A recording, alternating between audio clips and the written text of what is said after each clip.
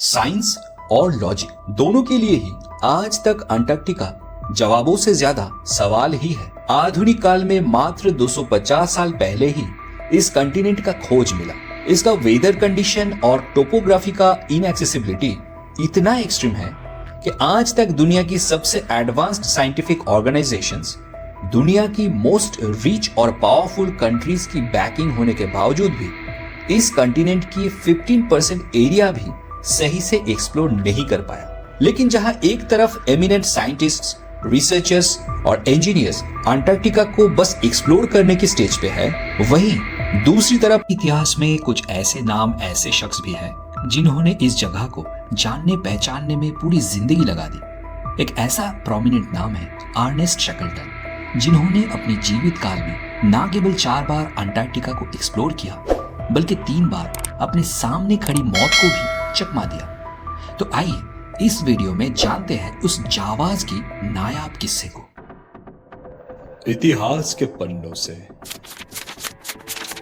Ireland की किल्डेयर में 15 फरवरी 1874 में जन्मे अर्नेस्ट शैकलटन, जो पढ़ाई लिखाई में बिल्कुल जीरो थे और बस पढ़ाई से छुटकारा पाने के लिए ही मात्र 16 साल की उम्र में नेवी ज्वाइन कर लिए थे, उन्होंने अपनी नाविक की नौकरी के दौरान ही समुद्र की लंबी लंबी यात्राओं का अनुभव, strong weather survival, physical and mental toughness सब कुछ हासिल किया। और उसी दौरान अंटार्कटिका के बारे में भी उनकी रुचि और जिज्ञासा भी बढ़ी। और फिर 1901 में उनको एक सुनहरा मौका मिला जब ब्रिटिश रॉयल नेवी का एक टीम रॉबर्ट स्कॉट नाम की नेवी ऑफिसर के अंडर में अंटार्कटिका एक्सपीडिशन में जाते हैं और शैकलटन को उस टीम को ज्वाइन करने का मौका मिलता है। डिस्कवरी नाम की इस एक्सपीडिशन का शुरुआत हुआ था 21 दिसंबर 1901 में और लक्ष्य था अंटार्कटिका में स्थित अर्थ की साउथ पोल तक पहुंचना। लगभग 50 दिन बाद ये टीम मैकमुर्डो साउंड नाम की जगह पे पहुंचती है। वो दिन था 8 फरवरी 1902। इसके बाद 8 महीने तक उस विशाल एरिया में रॉबर्ट स्कॉट की टीम एक्सप्लोर करती है और फिर नवंबर के महीने में टीम लीड स्कॉट, अर्नेस्ट शैकलटन और एडवर्ड विल्सन नाम के और एक टीम मेंबर के साथ साउथ पोल की खोज में निकल पड़ते हैं, जबकि बाकी टीम मैकमुर्डो साउंड में ही बेस बना के उनके वेट करते हैं। एडवेंचर की सामग्री, सफिशिएंट अमाउंट में खाने पीने का सामान और इन सब को बर्फ के ऊपर से खींचने के लिए 22 साइबेरियन डॉग्स के साथ शैकलटन और उनकी टीम सफर शुरू करते हैं। लेकिन बस 1.5 महीने के अंदर ही उनको अपना आगे का सफर रोकना पड़ा। 30 दिसंबर आते आते उनके सारे डॉग्स की मौत हो जाती है एक्सट्रीम वेदर कंडीशन के चलते। हालांकि राशंस तब भी बाकी थे, लेकिन सारे सामानों को उन 3 लोगों को ही खींचना पड़ रहा था और ऐसे चलते चलते उनको भी स्नो ब्लाइंडनेस, फ्रॉस्ट बाइट और स्कर्वी जैसे रोग ने जकड़ लिया। वो लोग ना तो आगे जा पा रहे थे और ना ही पीछे लौट के बेस वापस आ पा रहे थे। साउथ पोल से तब भी वो लोग करीब 900 किलोमीटर दूर थे।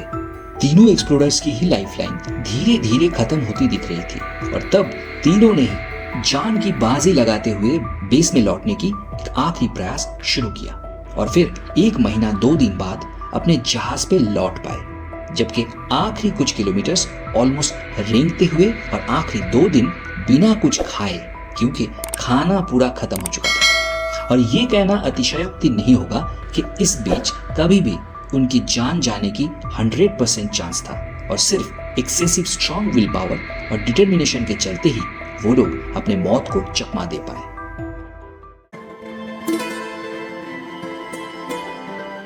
इस घटना के बाद शैकलटन नेवी की जॉब से विराम लेके एक आम जिंदगी बिताने लगे और अगले 4 साल में उन्होंने एडमिन, जर्नलिज्म, पब्लिक रिलेशन जैसे कई काम किए।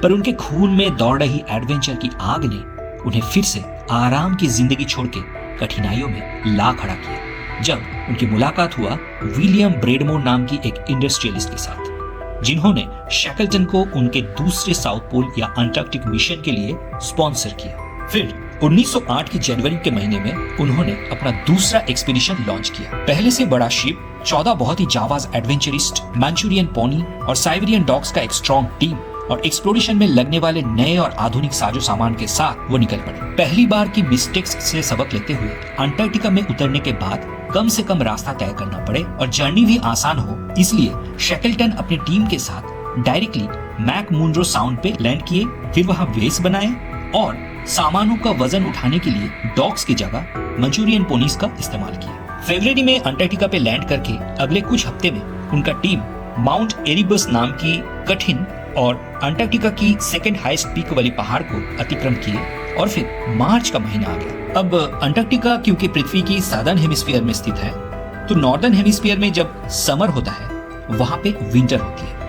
जैसे मार्च के महीने में नॉर्दर्न हेमिस्फीयर की इंडिया, पाकिस्तान जैसी कंट्रीज में समर शुरू होता है, वही अंटार्कटिका में मार्च से विंटर पड़ती है। इसीलिए माउंट एरिबस क्रॉस करते करते विंटर आ गया और फिर उनकी पूरी टीम अगले 6 महीना वहीं पे वेट किए और फिर अक्टूबर के महीने में दोबारा एडवेंचर शुरू किया। लेकिन किस्मत इस बार भी शैकलटन का साथ नहीं दिया। जिमसन एडम, एरिक मार्शल और फ्रैंक वाइल्ड नाम के 3 टीम मेंबर्स के साथ शैकलटन अपना सफर शुरू किए और पिछले सफर में जहां तक आखिरी में पहुंचे थे उस जगह तक इस बार पिछली बार के मुकाबले आधे समय में पहुंच गए। यहाँ से आगे की सफर और मुश्किल था और वेदर भी था बहुत खराब। शैकलटन अपनी टीम के साथ आगे बढ़ते रहे और फिर किस्मत की कहर एक बार फिर से उनके ऊपर गिरी, जब एक एक करके उनके सारे पोनीज और डॉग्स एक्सट्रीम वेदर कंडीशन को सरवाइव ना कर पाते हुए मर गए। टीम के 4 लोग सारे सामानों को खुद ही खींचने में मजबूर हो गए। ऐसे ही वो आगे बढ़ते रहे, लेकिन फिर कुछ दिन के बाद वो लोग भी बीमार पड़ने लगे और खाने पीने की सामान भी खत्म होने लगे। लेकिन वो फिर भी आगे चलते रहे और ऐसे चलते चलते जनवरी के 4 तारीख आ गया और सिचुएशन भी काफी खराब हो चुकी थी। सारे लोग बीमार और खाने पीने का सामान भी खत्म होने की कगार में था। ऐसे में अगर वो आगे जाते तो शायद लौट ना पाते, क्योंकि लौटते वक्त उनके लिए कोई खाना नहीं होता। इसीलिए शैकलटन ने लौटने का फैसला किया, दोबारा से अपना मकसद अधूरा छोड़ के।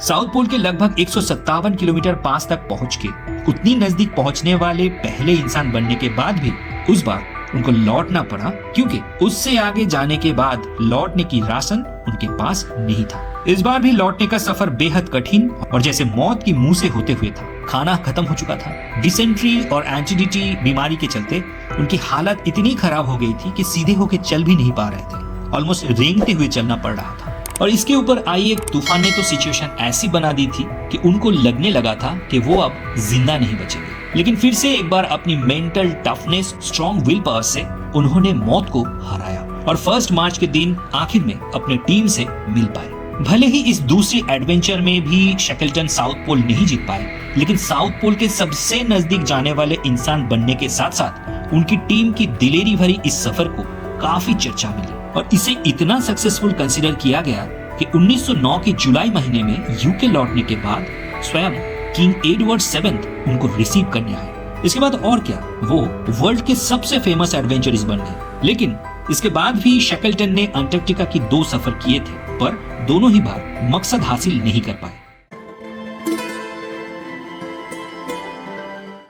1909 में वो लौटने के बाद जब तक वो साउथ पोल पहुंचने की अपनी तीसरी एक्सपीडिशन लॉन्च करते, उससे पहले ही 14 दिसंबर 1911 को नॉर्वे की एक्सप्लोरर रोवाल्ड एमिक्सन ने साउथ पोल पहुंच के ये जीत अपने नाम पे दर्ज करा दी। शैकलटन ने 1914 और 1921 में अपनी तीसरी और चौथी अंटार्कटिका एक्सपीडिशन किया था। 1914 वाला एक्सपीडिशन जिसका नाम था इंपीरियल ट्रांस अंटार्कटिका एक्सपीडिशन और जिसमें शैकलटन पूरा अंटार्कटिका कंटिनेंट को सेंटर में से कवर करने वाले थे, उसमें भी उनकी पूरी टीम को ही मौत का सामना करना पड़ा और एक बार फिर से अर्नेस्ट शैकलटन की strong leadership, strong will power के चलते सारे लोग जिंदा बचे।